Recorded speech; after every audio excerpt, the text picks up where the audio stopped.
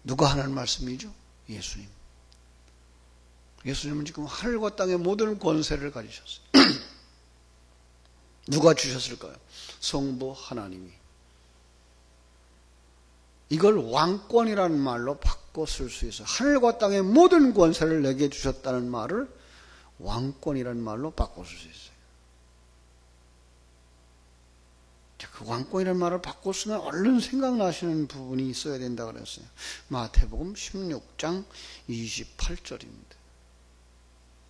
제자들이 예수님이 이렇게 같이 있을 때에 뭐라고 말씀하시는가 하면, 내가 진실로 너에게 이르노니 여기 서 있는 사람 중에 죽기 전에 인자가 그 왕권을 가지고 오는 것을 볼 자들도 있느니라. 왜 어떤 사람들만 본다고 말했을까요? 가룟 유다가 거기 섞여 있기 때문에 그래요. 가룟 유다를 뺀 모든 제자들은 다 언제? 오순절에 마가의 다락방에서 기도하다가 하늘 문이 열리고 성령이 임함으로 말미암아서 3년 반 동안 겪었던 예수와의 삶 속에서 성자 하나님의 일하심이 확실하게 믿어지는 거예요. 그게 뭐예요? 성령 충만인 거예요. 그때부터는 죽음이 두렵지 않은 거예요. 고난이 두렵지 않은 거예요. 그리고 기회 있을 때마다 복음을 외쳐서 3,000명씩 돌아오고 5,000명씩 돌아오는 역사가 일어나는 거예요. 그 속에서 함께 신앙생활을 했던 스데반과 같은 사람은 돌에 맞아 죽어도 믿음을 변절치 않는 거예요.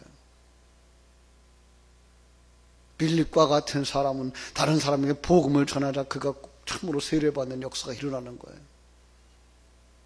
그 속에서 그 스데반의 설교에 의해서 사울이 고꾸라지는 역사가 일어나고 사울이 위대한 믿음의 사람으로 세워지는 거예요. 그 전까지는, 성령이 오시기 전까지는 지금 복음서에 있는 이야기들이라 그랬어요. 그들은 정말 예수와 함께 있으면 믿음이 있는 것 같고 예수님 떠나면 믿음 없는 것 같고, 그들의 믿음이 너무나 많이 흔들려요. 그런데 지금 뭐라고 말씀하셔요? 하늘과 땅의 모든 권세를 내가 가졌다. 그리고 마지막 절은 뭐라 그래요? 내가 세상 끝날까지 너희와 항상 함께 있으리라. 언제부터예요? 왜 있다라는 말을 있을 것이다라는 예언으로 바뀌죠? 사도행전 2장부터예요. 성경으로 보면 그들이 성령 충만함을 받기 전에는 참다운 증인이 될 수가 없는 거예요. 거듭나지 아니하면 그들은 참다운 증인일 수 없는 거예요. 거듭나지 아니하면 하나님 나라를 볼 수도 없고 느낄 수도 없고 증거할 수도 없는 거예요. 이 새벽을 깨우는 우리가 기도해야 되는 일 가운데 하나가 바로 그거예요. 하나님 성령으로 충만하게 하여 주시옵소서. 그래서 정말 하나님이 나와 함께 하시는 것이 느껴지게 하시옵소서. 정말로 설교를 들을 때에, 성경을 읽을 때에 하나님의 음성을 들을 수 있게 하여 주시옵소서. 말할 때에 진리를 말하고 하나님의 능력을 말하고 하나님의 나라를 말할 수 있는 사람이 되게 하여 주시옵소서. 이게 우리의 기도여야 되는 거예요. 새벽을 깨우는 우리가 갖추어야 되는 기도예요. 그래서 내 심령 속에서 뭐가 살아나야 돼요? 예수 생명이 살아나야 돼요. 이 새벽을 깨우는 여러분의 심령 속에 성령이 충만되어지기를 주님의 이름으로 축원합니다. 그래서 정말 임마누엘을 느껴야 돼요. 여러분, 우리가 정말 삶 속에서, 감각 속에서 하나님이 나와 함께 하고 계시다는 이 사실이 너무나도 확실하게 믿어줘야 돼요. 사자굴 속에 들어가 있던 다니엘이 천사가 그를 지킴으로 말미암아 사자들 품에서 따뜻하게 잠을 잘 수 있는 사람이에요. 풀무불 속에 들어갔던 사드락과 메삭과 아벳느고 곁에 함께 하시는 예수님이 계셨던 것을 그들은 체험했던 거예요. 그러자 그들의 영혼이 하나도 소상을 받지 않는 거예요. 풀무도, 그리고 뜨거운 용광로 불도 그들의 영혼을 어떻게 못하는 거예요. 사자도 그들의 영혼을 어떻게 못하는 거예요. 예, 세상으로 말하자고요. 우리 속에서. 공산주의 속에 들어가서도 그들이 목숨, 육체의 목숨은 뺏어갈 수 있지만 우리의 영혼, 하나님의 백성은 죽이지 못하는 거예요. 그렇죠. 우리가 어떤 질병 가운데 있을지라도, 우리의 육신은 고통이 있을지라도 우리의 영혼은 날로 새로워진다는 사실을 믿는 거예요. 그럼 뭐예요? 그 고통 속에서, 그 고난 속에서 우리는 평강을 누릴 수 있는 거예요. 찬송할 수 있는 거예요. 하나님의 나라를 완성시켜 가시는구나. 내가 머지않아서 난 하나님을 만나게 되겠구나. 질병으로 고통당하는 이들에게는 정말 감당할 수 없는 갈등이 있을지 몰라요. 그러나 이렇게 말씀으로 무장되어진 사람은 당신 암입니다. 이제 반년밖에 못 삽니다. 기뻐야죠. 내가 반년 후면 주님 만나겠구나. 그럼 하늘나라에 가겠구나. 하늘나라에 가기 전에 내가 해야 될 일이 뭘까? 그거 찾아야죠. 고난과 고통 속에서 살아가는 인생들이 아니라. 그 전에 제가 중국에 선교사로 가기 전에 그 서울에 있는 세브란스 병원에 있는 간호사 한 분 초청해서 간증을 들었죠. 그 남편이 암으로 세상을 떠났어요. 그죠? 그 믿음 없는 사람이 집회에 참석해서 은혜를 받고 나서 그는 은혜가 너무 간절해서 내가 늦게 시작했으니까 남보다 10배는 더 열심히 내야 된다 그래서 새벽 예배하고 수요일 예배하고 부흥회마다 참석하면서 은혜가 충만한 거예요. 그러자 그는 잘 다니던 직장 포기하고 일본으로 선교사로 가겠다는 거예요. 부인된 자기가 극구만리를 했죠. 그런데 얼마 안 돼서 암이 발견된 거죠. 암으로 고통당하면서 그는 병동에서 전도하는 사람이 된 거예요. 거리에서 전도하는 사람이 된 거예요. 그에게 부탁하라는 거예요. 부인한테. 내가 죽거든 당신은 병원에 가서 나처럼 고생당하는 사람들에게 복음 전하는 사람으로 살아라. 그는 마지막 죽음을 앞에 두고까지 병실에 있는 많은 환자들을 찾아다니면서 전도했다. 그게 예수 만난 사람인 거예요. 환경을 초월할 수 있는 믿음, 자신에게 주어진 사명이 무엇인지 아는 믿음, 그리고 그것을 실제로 실천하는 믿음, 그들만이 참 증거자라는 거예요. 이 새벽을 깨우는 우리 모두가 그 믿음 가지고 내가 늙어가는 거 탓할 거 하나도 없어요. 이제 천국으로 향하여 가는 날인데 가까워 왔는데, 이 말씀으로 여러분 늘 되새김질 하셔서 마음의 평정을 가지셔야 돼요. 자녀들이 볼 때 우리 어머니 참 이상해, 고통스러울 것 같은데 정말 감사 넘치고 평안이 넘치고 은혜가 넘쳐. 우리 아버지는 정말 대단해. 그 환경 속에서도 하나님을 찬송하고 기도하고 복음 전하는 일을 쉬질 않아요. 그 믿음 가져야 자녀들을 믿음의 사람으로 세우게 될 줄로 믿습니다. 이 은혜가 이 새벽을 깨우는 여러분들에게 충만하시기를 주의 이름으로 축원합니다. 기도하겠습니다.